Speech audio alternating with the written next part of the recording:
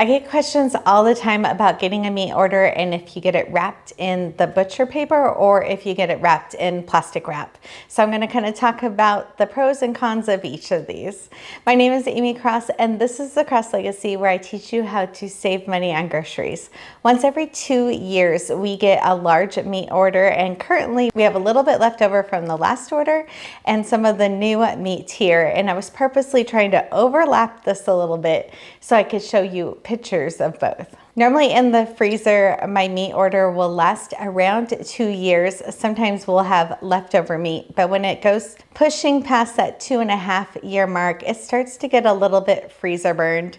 And so you want to make sure that you're using it before then. I have found that the last 5 times or so that we've gotten meat, we always got it wrapped in this butcher paper, and it comes double wrapped in this, and it totally lasts the 2.5 years in the freezer. So families that are trying to avoid plastic, this is a great option to do. They normally wrap it in 2 layers.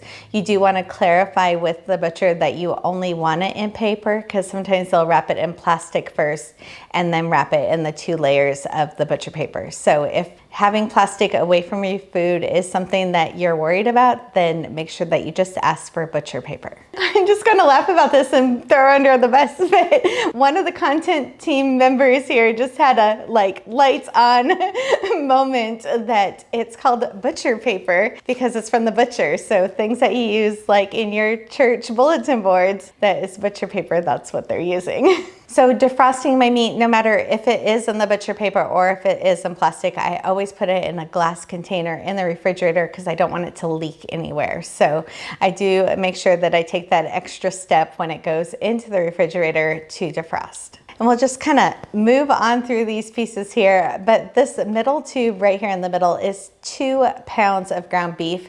This is my favorite size to get ground beef because even though we're a smaller family of 2, whenever I'm making something, I'm trying to also batch cook it and put it in the freezer again for later. So I can brown up 2 pounds of ground beef just as easy as I can brown up 1 pound of ground beef, and I can have a meal ready for another day. And I literally don't know why it took me so long to realize that you can just cut through the middle of this and then squeeze out both ends instead of trying to squeeze it all down the one end. So that was an aha moment for myself when I started doing that. So it's really easy just to cut a piece and tear it down the middle instead of one end. So the other items in our order this year came from a new butcher, a different one than we've used for years because that one actually burned down and they haven't rebuilt yet. So we're using a brand new butcher this year, and they used the plastic wrap, and that was the only option to get at this butcher. So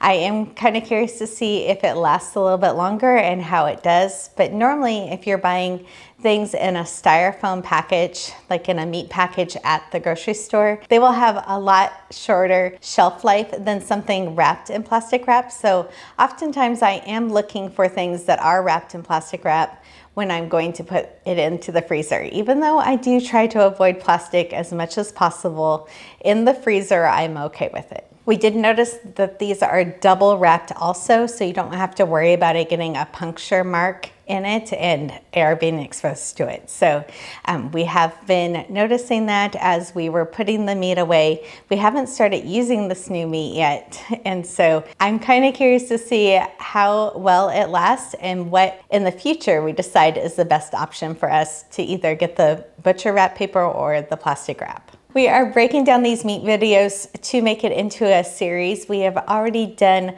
a video on how I budget for this purchase and also how much freezer space this will take. So make sure that you check out the description for the other links to the videos. And every 2 weeks, we post all of the meals that I've been making and how I'm using these items not only for dinner that night, but to batch cook meals and put them in the freezer.